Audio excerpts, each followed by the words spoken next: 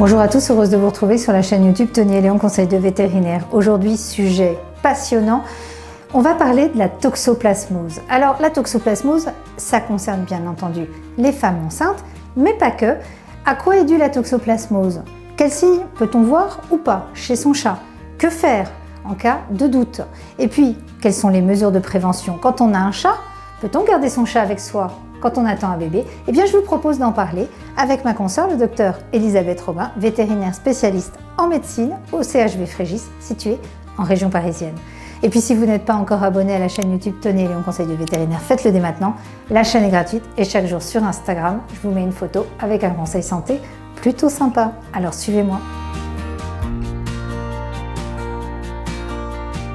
Bonjour Elisabeth. Bonjour. Je te remercie de m'accueillir dans ta salle de consultation à Frégis en médecine. Donc avec Pépette qui représente les chats, on va parler d'un sujet qui est bien connu, qui est la toxoplasmose. Oui. Bien connu par toutes les femmes enceintes, en particulier qui ont un chat. D'abord la toxoplasmose, est-ce que c'est encore très courant chez le chat?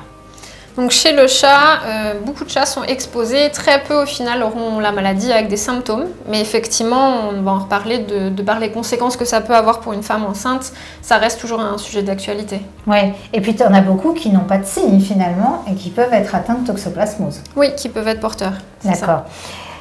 C'est une maladie donc, qui est liée en fait à quoi cette toxoplasmose? Donc, toxoplasma, c'est un parasite et il existe sous différentes formes en fonction de son cycle de vie. Donc, on va avoir soit des zookystes du parasite, soit des formes qui sont stockées dans les muscles des animaux qui sont parasités. D'accord. Et donc finalement, ce qui se passe, c'est que le chat, s'il s'avale des toxoplasmes, finalement, ça peut être en les champs de sol, dans les jardins ou autres, ou via des proies, comme tu disais, il va en libérer dans ses selles. Donc le souci, c'est s'il se balade soit dans sa litière, soit en extérieur dans le jardin. Il participe à la dissémination de la maladie, exactement. Et c'est là qu'arrive le problème chez une femme enceinte qui potentiellement a un chat.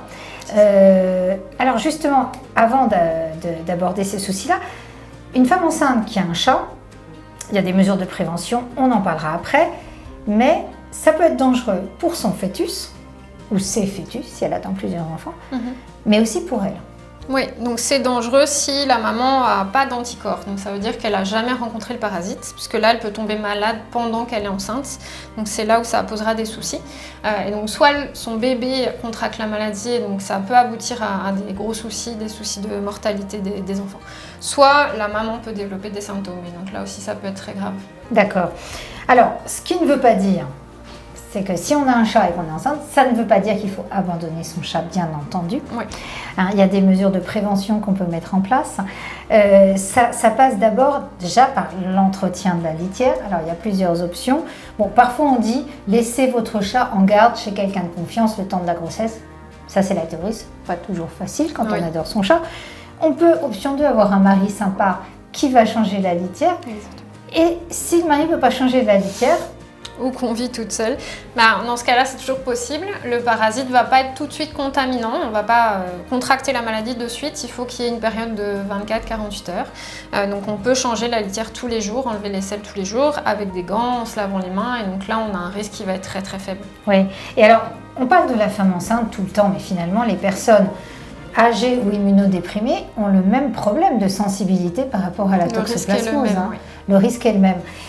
Ça veut dire que donc on fait attention aux mesures d'hygiène, donc de la litière on en a parlé, mais même aussi de ce que l'on consomme, parce que finalement, on l'a compris, ce toxoplasme, vous pouvez le retrouver partout, dans votre potager, dans les jardins, dans les fruits et légumes qu'on consomme.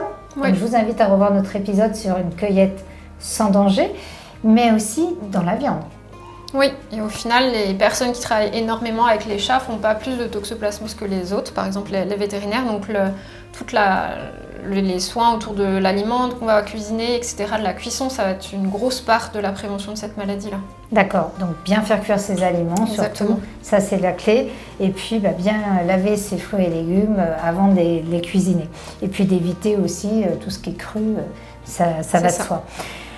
Un chat qui a une toxoplasmose, tout d'abord, donc ce que je disais tout à l'heure, une femme enceinte s'inquiète un peu, aimerait savoir, selon son statut, si son chat est potentiellement porteur, vient chez le vétérinaire. Que fait le vétérinaire ? Donc il faut savoir qu'il y a effectivement 20 à 30% des chats qui ont été exposés, mais tous ne vont pas excréter nécessairement. Donc il n'y a pas de tests qui nous permettent de bien quantifier le risque. La mise en place de ces mesures de prévention, ça restera toujours ce qu'on va recommander. Et en tout cas, ce n'est pas une raison d'euthanasier un chat. D'accord. Et ensuite, il y a un traitement qui existe ? Oui, donc quand le chat a lui-même des symptômes de la maladie, il y a un traitement qui existe si on a prouvé cette maladie-là. Donc souvent c'est des tests sanguins ou des prélèvements des lésions. Et donc ce traitement, c'est un antibiotique. Donc c'est un traitement facile à obtenir. Ouais. Et combien de temps en moyenne minimum 1 mois en général. D'accord. Donc ça se soigne chez son chat. Et surtout, comme tu le disais, dans la population féline, il y a maintenant, la fréquence est quand même plutôt faible. Probablement parce qu'effectivement, ils mangent moins de proie de par leur mode de vie où ils sont beaucoup avec nous. Mais effectivement, il y a aussi beaucoup moins de risques pour son chat de manière générale aujourd'hui. Oui, donc c'est parce que les chats mangent de plus en plus une alimentation industrielle, effectivement, des croquettes, ça peut jouer sur la limitation de ce risque. Est-ce qu'il y a des symptômes d'alerte chez mon chat qui pourraient nous faire dire qu'il a peut-être une toxoplasmose ? Oui, donc ça peut être très divers, le vétérinaire pourra guider sur ça, mais donc ça peut être des signes nerveux, des signes au niveau des yeux ou des muscles, principalement chez le chat adulte. D'accord. Au niveau des yeux, tu penses à quoi en particulier ? Un changement de coloration ? Donc ça peut être un changement de couleur de la pupille ou l'impression qu'il y a des substances qui flottent un petit peu dans son œil. Donc effectivement... Bon, là en tout cas, toi Pépette, tu as très beaux yeux. Elle va bien. Tout va bien. Écoute, je te remercie, je pense qu'on a fait le tour de la question.